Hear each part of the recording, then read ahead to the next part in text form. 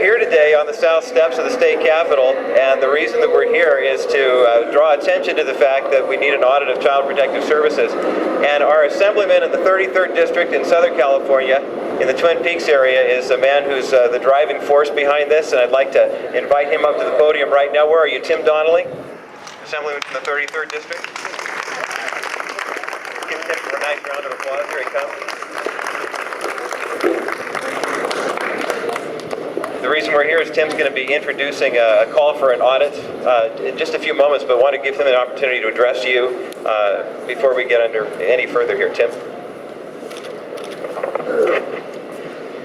Thank you, Roger, and I want to thank all of you for coming out. What awesome signs!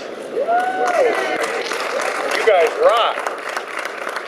You know, I think it shows that the people's faith in their government is not dead, that our voice matters, that in spite of all the scandals that we see in the headlines where we have people betraying the public trust, that the people will ultimately hold our government accountable. And it doesn't matter whether it's the IRS or the DHS or the DOJ or the TSA or any other government entity, or, oh yeah, did I forget one? The CPS. These agencies answer to us, to we the people. And when your name is Child Protective Services, you should be protecting children. And to see the tragic story in Los Angeles, where Gabriel Fernandez was left in the hands of his torturers, who were the very people that were supposed to care for him, and then ultimately they murdered him. They beat him to death after unbelievable acts of torture on this 8-year-old boy. It brings into question, what are you doing with that incredible power that we have given you and entrusted you when you can't protect a life that is so clearly at risk? And then at the same time, you come in and you snatch a child out of the arms of a loving mother right here in our area with Anna Nikolaev and her husband Alex, to snatch baby Sammy with no provocation, no justification. And then afterwards, when the people say, we want to know why you did it, and they say, well, we don't answer to you.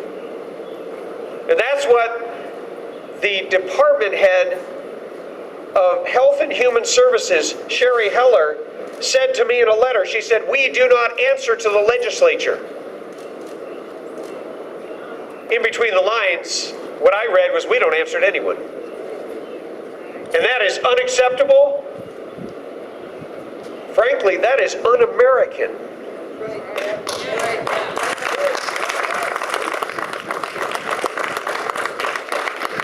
And I want to tell you that when a government agency has so much power that they can threaten to take away your children, your most precious,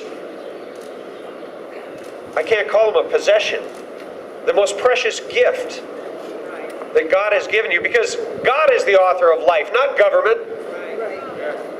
And when they hold the keys and they dangle that in front of you, and they did that to one of our speakers who was going to be here today.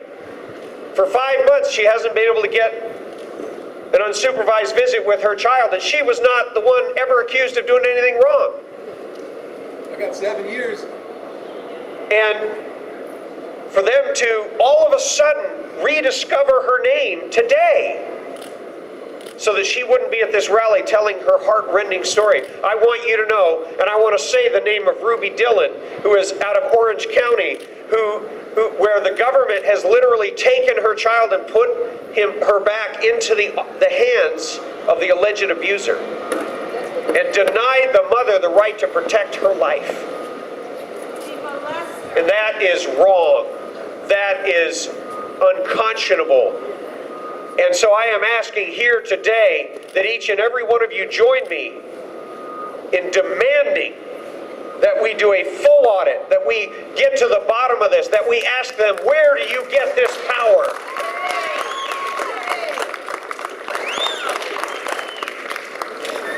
only that, but when you exercise that power, you must be accountable to the people. And not just to some judge who's one of your buddies. We need to tear down this wall of secrecy and end this cloistered society that operates in secret. That every time you turn around, they say, we have a right to privacy. Really? Not when we give you and entrust you with that much power, you don't. You must answer for it. Right. Yes. Cottage industry. You know what? The Declaration of Independence says that the purpose of government is to secure our rights. And that those rights, among those rights are inalienable, they're from the Creator, are life, liberty, and the pursuit of happiness. So here today, I invite the Joint Legislative Audit Committee to take a step to securing our rights, to protecting them from the infringement of an out-of-control agency known as Child Protective Services that operates across the state of California.